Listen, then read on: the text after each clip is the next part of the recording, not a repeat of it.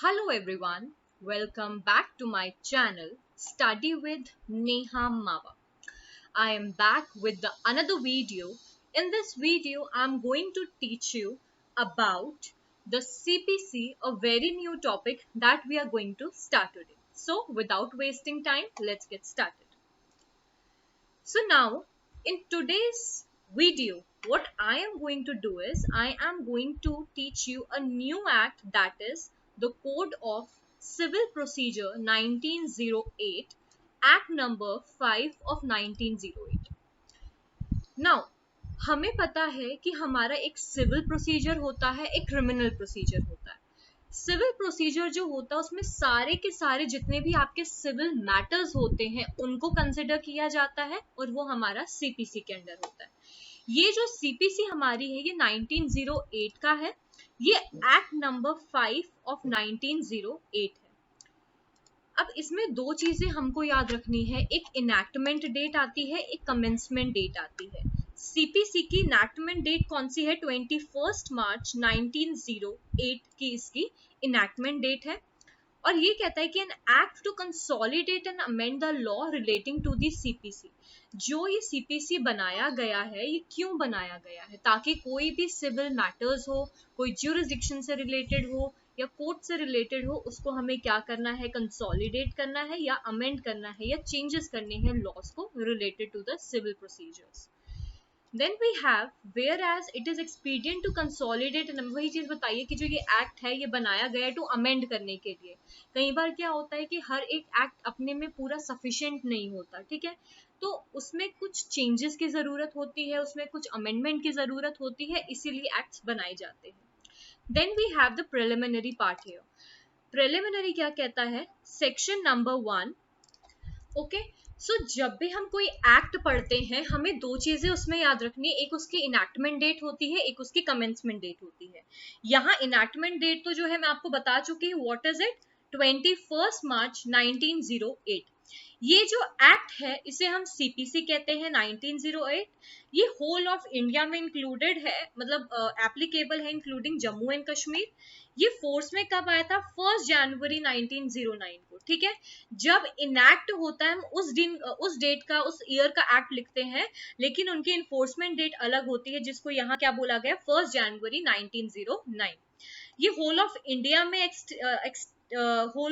में एक्सटेंड होता है except the state of Nagaland and tribal areas of Assam. Generally CPC यहाँ एप्लीकेबल नहीं होता, बट अगर स्टेट गवर्नमेंट चाहे तो वो अप्लाई करवा सकती है वहां पे by official notification, official gazette में पास करके नागालैंड और ट्राइबल एरियाज में भी एप्लीकेबल कर सकती है, एक्सटेंड कर सकती है. यहाँ ट्राइबल एरियाज की जब हम बात करते हैं तो ये वो टेरिटरीज होती है जो बिफोर 21 डे ऑफ जनवरी 1972 में इंक्लूड हुई थी. ये पढ़ लेना. देन वी हैव जो आपका फर्स्ट सेक्शन है उसमें सिर्फ आपका यही बताया गया है कि ये क्या होता है, क्या बोलते हैं, शॉर्ट टाइटल क्या है, कब कमेंस हुआ था और कितना एक्सटेंड होता है. होल ऑफ इंडिया में एक्सटेंड होता है इंक्लूडिंग JNK, बट नागालैंड और आपका ट्राइबल एरियाज में नहीं होता. अगर स्टेट गवर्नमेंट चाहे तो वहां वो एक्सटेंड करवा सकती है. Then we have very very important, आज हम सिर्फ डेफिनेशन तक ही करेंगे क्योंकि मैं आपको धीरे धीरे हर एक जो है स्टेप्स करवाऊंगी, धीरे धीरे आपको चीजें समझ में आएगी. अगर मैं एक साथ 5-6 सेक्शंस करवा दूंगी you won't be able to understand anything. So now section number 2 talks about the definition part. Now see, सबसे पहले आता है कोड. कोड होता क्या है? कोड होता है रूल्स, ठीक है, जो रूल्स बनाए गए हैं एक चीज के लिए. Then we have decree, very very important. Section 2 का क्लॉज 2 है जो बात करता है डिक्री की. ये आपके एग्जाम्स में आता है. डिक्री का मतलब क्या होता है? Formal expression of an adjudication which so far regard the court expressing it conclusively determine the right of parties that is related to the matter either preliminary or final. सुनो, decree क्या होता है? Decree एक formal expression होता है जो court देता है. डिक्री एक फॉर्मल एक्सप्रेशन है ऑफ एडजुडिकेशन का. ठीक है, जिसमें आप क्या करते हो, इसमें जो पार्टीज है, दोनों पार्टीज जो होती है उनकी राइट्स डिसाइड होते हैं, उनकी लाइबिलिटीज डिसाइड होती है। क्या होता है जब डिक्री पास किया जाता है ना, तो इसमें क्या होता है दोनों पार्टीज, एक पार्टी का राइट जो है वो होगा और एक पार्टी को लाइबिलिटी होगी। तो जब डिक्री पास किया जाता है तो वो डिक्री जो होता है वो ये फाइनलाइज करती है कि पार्टी की राइट्स क्या है और पार्टी की लाइबिलिटी क्या है, जो उन्हें करना है, जो उन्हें परफॉर्म करनी है। एडजुडिकेशन जो होता है वो होता क्या है? ओके, सो एडजुडिकेशन का मतलब क्या होता है कि जजमेंट देना, एक डिस्प्यूट को खत्म करना, एक मैटर को सॉल्व करना, एडजुडिकेट करना, खत्म करना।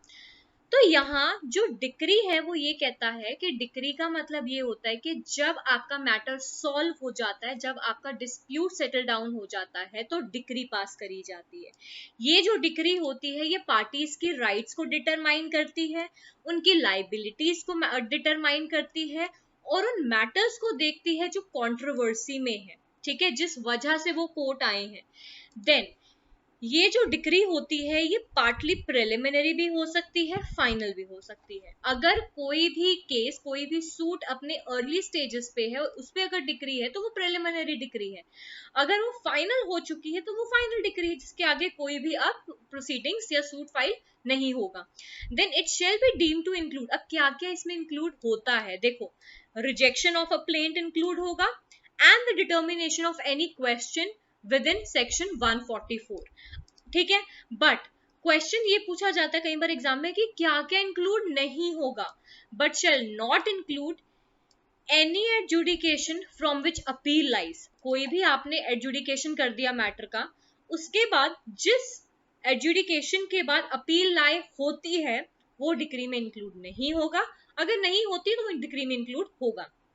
देन कोई भी ऑर्डर ऑफ डिसमिसल है फॉर डिफॉल्ट, वो भी इंक्लूड नहीं होगा। I hope you understood this. Then explanation part आता है कि अ डिक्री इज प्रिलिमिनरी जब फर्दर प्रोसीडिंग्स जो है, जो मैंने आपको बताया कि फर्दर प्रोसीडिंग्स अभी रहती है, अभी कंप्लीटली डिस्पोज ऑफ नहीं हुआ केस, अभी फर्दर प्रोसीडिंग्स रहती है, तो वो हमारी प्रिलिमिनरी होती है। और जब हमारा केस कंप्लीटली डिस्पोज ऑफ हो गया, there is no further steps to be taken, तो वो आपका फाइनल डिक्री होता है। Then we have the decree holder, एक डिक्री होल्डर होता है, एक जजमेंट डेटर होता है, ये दो चीजें इंपॉर्टेंट है। डिक्री होल्डर वो पर्सन होता है जिसके फेवर में डिक्री आई होती है, ठीक है, और उसको उस डिक्री को एग्जीक्यूट करना होता है, वो डिक्री होल्डर होता है। And then we have the district, district का मतलब क्या होता है, लोकल एरिया, लोकल लिमिट्स, जहां पे वो कोर्ट सेटअप है। जनरली कौन होती है, डिस्ट्रिक्ट कोर्ट होती है। अगर आपको पता होगा कि जब भी कोई सूट फाइल करते हैं तो हमेशा लोअर कोर्ट में करते हैं, अगर आप डिवोर्स का सूट फाइल करने जा रहे हो तो आप लोअर कोर्ट में करोगे, डिस्ट्रिक्ट कोर्ट में करोगे, right. Then we have foreign court, foreign court वो कोर्ट होते हैं जो इंडिया से बाहर सिचुएटेड होते हैं, फॉरेन लैंड में सिचुएटेड होते हैं, फॉरेन कंट्री में सिचुएटेड होते हैं, ठीक है। And they are not establish or continued by the central government, यहाँ की गवर्नमेंट का उन पे कोई भी कंट्रोल नहीं होता। Then we have foreign judgment, जो फॉरेन कोर्ट है जब वो जजमेंट देती है it becomes the foreign judgment. Then we have the government pleader, government pleader वो होता है जो गवर्नमेंट के बिहाफ पे काम करता है, गवर्नमेंट इनको इनकम देती है। गवर्नमेंट प्लीडर जो होते हैं ये वो होते हैं जो स्टेट गवर्नमेंट द्वारा अपॉइंट किए जाते हो और वो गवर्नमेंट के ही सारे केसेस लड़ते हैं, राइट।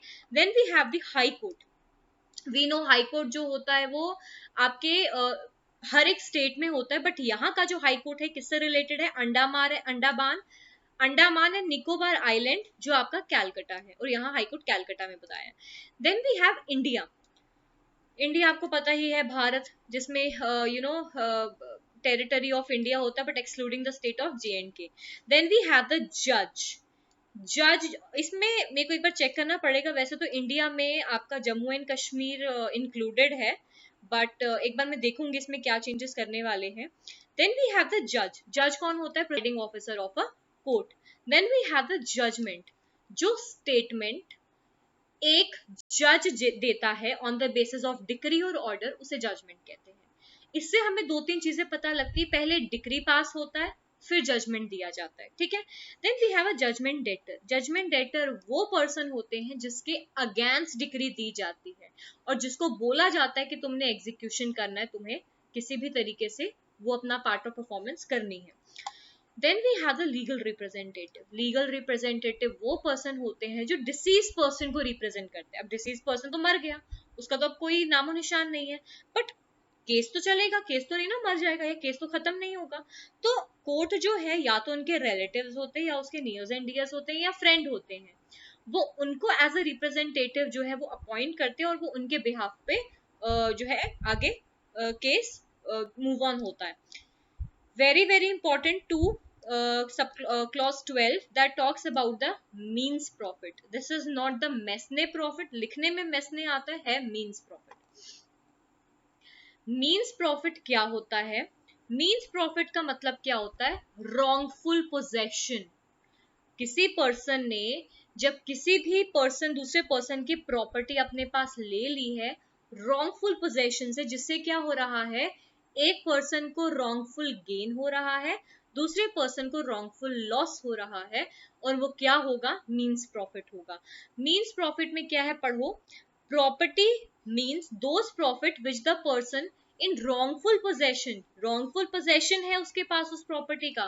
जो पर्सन है उसके पास उस प्रॉपर्टी का कोई पोजेशन नहीं है, बट उसने डिफॉल्ट तरीके से क्या कर लिया, उस प्रॉपर्टी का पोजेशन ले लिया है, और जो है उसमें वो प्रॉफिट भी अर्न कर रहा है. बट कई बार क्या होता है, फॉर एग्जाम्पल मैंने किसी की प्रॉपर्टी ले ली, ठीक है, वो सिंगल फ्लोर था, मैंने फर्स्ट फ्लोर भी डाल दिया, सेकंड फ्लोर भी अपने पैसों से डाल दिया, ठीक है.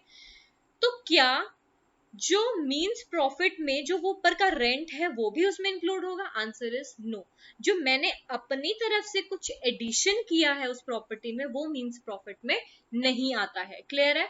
तो मींस प्रॉफिट सिंपल से यही मतलब होता है, जब एक को रॉन्गफुल गेन हो, दूसरे को रॉन्गफुल लॉस हो, किसी ने गलत तरीके से किसी की रॉन्गफुल पोजेशन प्रॉपर्टी की ले ली हो, गलत तरीके से किसी की प्रॉपर्टी को कब्जा कर लिया हो, ठीक है, और उस प्रॉपर्टी में वो प्रॉफिट एंजॉय कर रहा है.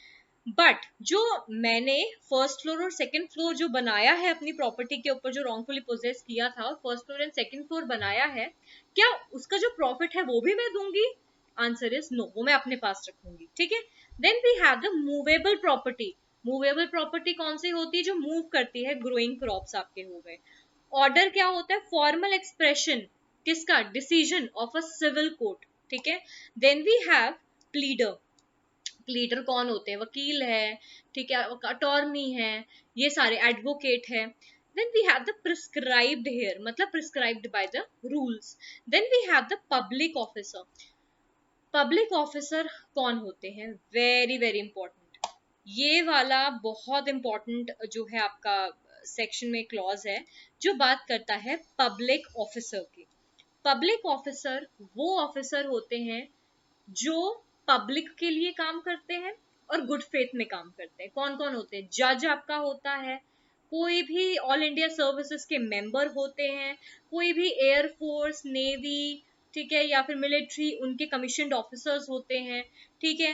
कोई भी कोर्ट में जो काम कर रहे हैं, आपका ओथ कमिश्नर है कोई है, वो भी आपके पब्लिक सर्वेंट, पब्लिक ऑफिसर होते हैं.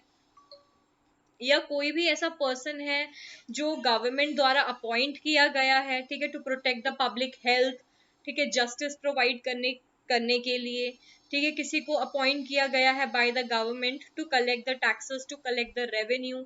ठीक है. ये सारी चीजें कौन होते हैं? आपके पब्लिक ऑफिसर्स होते हैं. Then we have the rules. Rules यहाँ क्या पता है? जो फर्स्ट शेड्यूल में आपका मेंशन है. शेयर इन कॉर्पोरेशन, ठीक है, जिसमें आपका स्टॉक आता है, डिबेंचर्स आते हैं, इक्विटी, सब. Then we have the signed. Signed मतलब जिसमें जजमेंट डिक्री है वो प्रॉपरली साइन की. देखो क्या होता है कि जब डिक्री पास होती है, जजमेंट पास होता है, तो प्रॉपर कोर्ट के स्टैंप लगता है, कोर्ट का स्टैंप लगता है, जज के जो है सिग्नेचर होते हैं, वही यहाँ बताया साइंड. ठीक है. देन वी हैव, चलो जितना होता है उतना कर लेते हैं. Then we have subordination of court. एक चीज हमेशा याद रखना, कभी भी कोई भी सूट जब आप फाइल करते हो वो हमेशा लोअर कोर्ट में ही पहले जाता है. ऐसा नहीं है कि आप हाई कोर्ट में जाओगे. अगर आप डिवोर्स का केस उठा के देखोगे, डिवोर्स में जब सूट फाइल होता है तो उस केस में सबसे पहले डिस्ट्रिक्ट कोर्ट ही जो है वो पिक्चर में आता है. डिस्ट्रिक्ट कोर्ट के बाद फिर हाई कोर्ट, एंड देन आपका सो ऑन चलता रहता है. ठीक है. तो सबसे पहले कहाँ आएगा? इंफीरियर, लोअर कोर्ट में आएगा, सबऑर्डिनेट कोर्ट में आएगा. हाई कोर्ट का सबऑर्डिनेट कौन सा होता है? डिस्ट्रिक्ट कोर्ट होता है. Then we have the savings here. Savings में क्या कहा कि in the absence of any specific provision to contrary nothing in this code shall deem to limit otherwise. इसमें क्या बताया, जनरली हर एक केस में आपका सीपीसी ही यूज होगा। जब कोई भी सूट फाइल होता है या कुछ भी केस होता है तो हमेशा जो है सीपीसी ही पिक्चर में आता है, अनटिल एंड अनलेस कोई स्पेशल लॉ बनाया गया हो या लोकल लॉ बनाया गया हो। अगर आपका स्पेशल लॉ है, लोकल लॉ है और सीपीसी है तो वहां स्पेशल लॉ और लोकल लॉ के अकॉर्डिंग ही सूट फाइल होगा और मूव ऑन करेगा, अदरवाइज सीपीसी ही रहेगा। In the particular and without prejudice to generality and proposition contained in subsection 1, nothing in this code shall be deemed to limit or otherwise affect the remedy of landlord, ठीक है। और जो उनकी recovery, वही चीज बताइए, कोई प्रॉपर्टी से रिलेटेड कोई प्रॉब्लम है वहां टीपीए तो है, बट कुछ ऐसे सिचुएशंस होते हैं जहां पे सीपीसी भी पिक्चर में आता है, ठीक है। तो आज हम इतना ही करेंगे till section 4 savings and subordination. आपको, आई होप आपको समझ आ गया होगा, ये जस्ट एक इंट्रोडक्शन पार्ट है। इंपॉर्टेंट आपका सेक्शन ये पब्लिक ऑफिसर का है और आपका मींस प्रॉफिट है एंड आपका डिक्री है। डिक्री में से बहुत बार आता है, ठीक है। तो ये सारी चीजें जो है यहाँ इंपॉर्टेंट है। आई होप आपको समझ आया होगा, ठीक है। Subscribe to my channel, like my video and share with your friends. Thank you and have a nice day.